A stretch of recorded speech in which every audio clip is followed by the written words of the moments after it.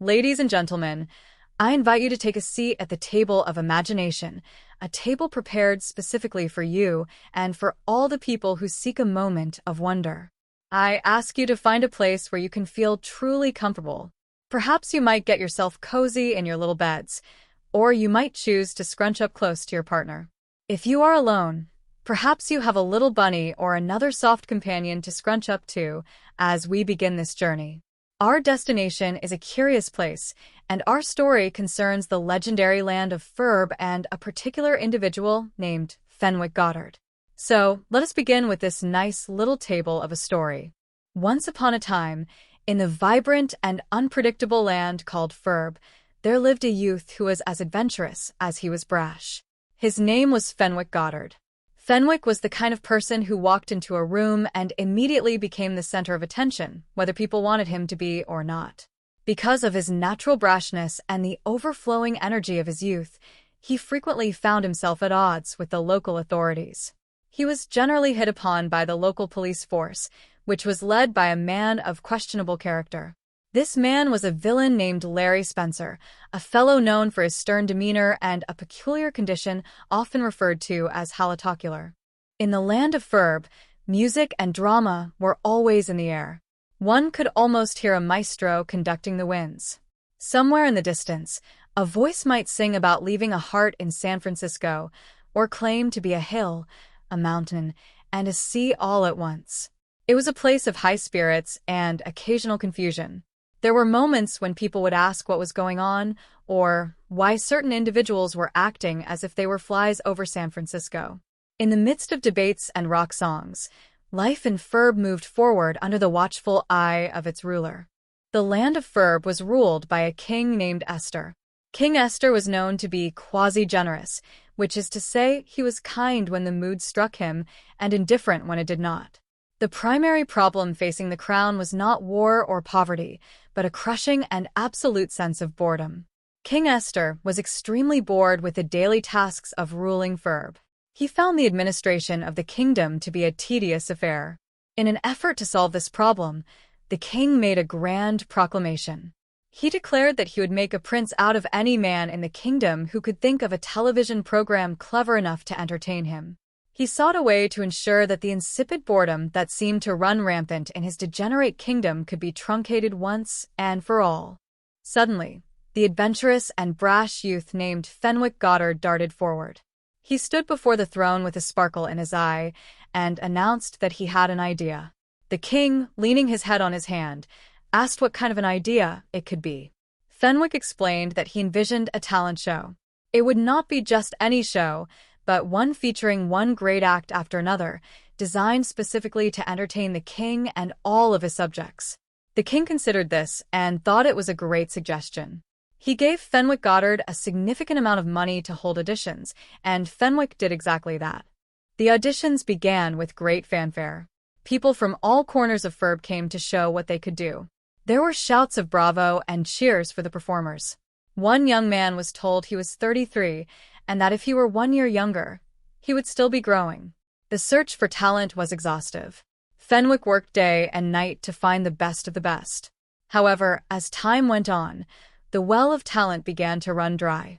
One day, Fenwick went back to King Esther with a heavy heart. He told the king that there simply were not any more good acts left in the kingdom. This news did not sit well with the monarch. King Esther became very angry. In his frustration, he called Fenwick many horrible names. He ordered the police to beat up Fenwick and instructed them to throw him into the clink, which was the local name for the dark and damp jail. The police carried out the order, and Fenwick disappeared from public view. Time passes in its usual way, sometimes slowly, and sometimes with a sudden rush. Months later, Fenwick Goddard returned to the palace. He was not defeated. In fact, he claimed that he had an even better idea than he had before. He proposed that instead of searching for good acts, which were clearly in short supply, he would use bad acts instead. On his variety show, he would feature people who were delightfully untalented. Fenwick argued that they would never run out of bad acts because there were so many of them in the world. He promised the king that they could be entertained forever and ever by the sheer absurdity of it all. The king was delighted by the logic of this proposal. He cried out that it sounded like heaven. Once again, he gave Fenwick the money needed to produce the show. And so, in the land of Ferb, a television program was created. It starred Fenwick Goddard and featured a cast of characters that no one would ever forget. The program was called Almost Live, and it brought a new kind of energy to the kingdom.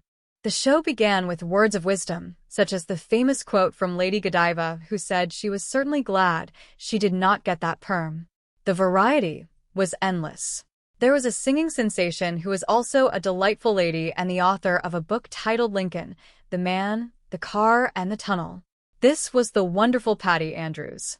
Following her was a man who based his entire life on the moral phrase that one is always a bridesmaid and never a bride.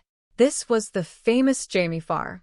The audience was then introduced to a man who took the expression about having an hourglass figure quite literally, although it was suggested that he had been sucking the sand rather than possessing the shape.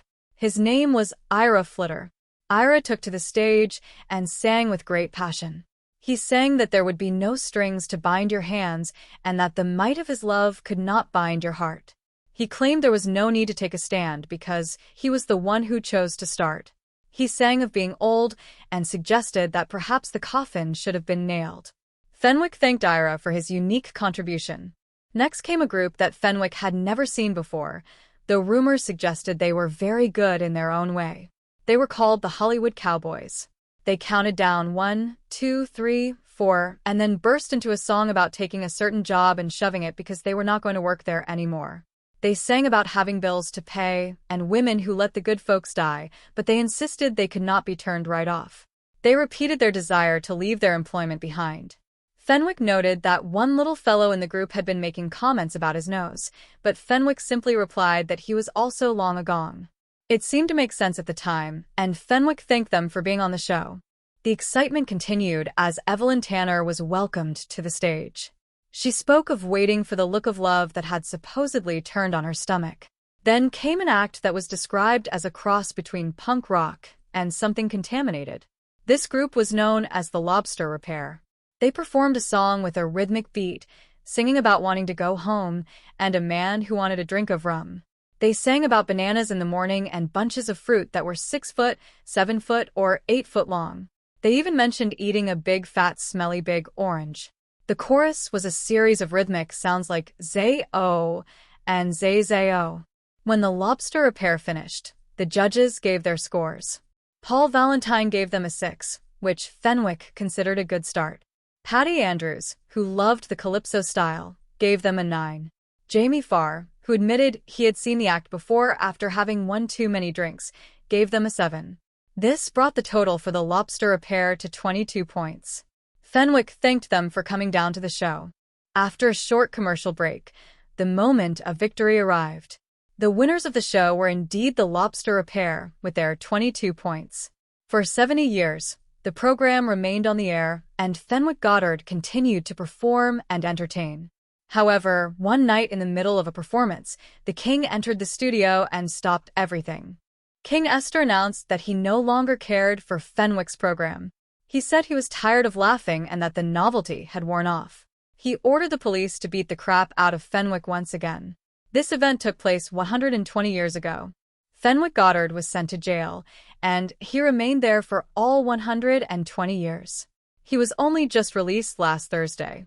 To conclude this fable, the original Fenwick Goddard appeared. He had grown up over the years. He had become a little fatty and had even changed color during his long stay in the clink. When asked what the moral of his long and winding story was, Fenwick looked at the audience and shared a piece of wisdom born from a century of reflection. He said that the moral of this fable is that one should never bet against the Minnesota Vikings at home in the wintertime.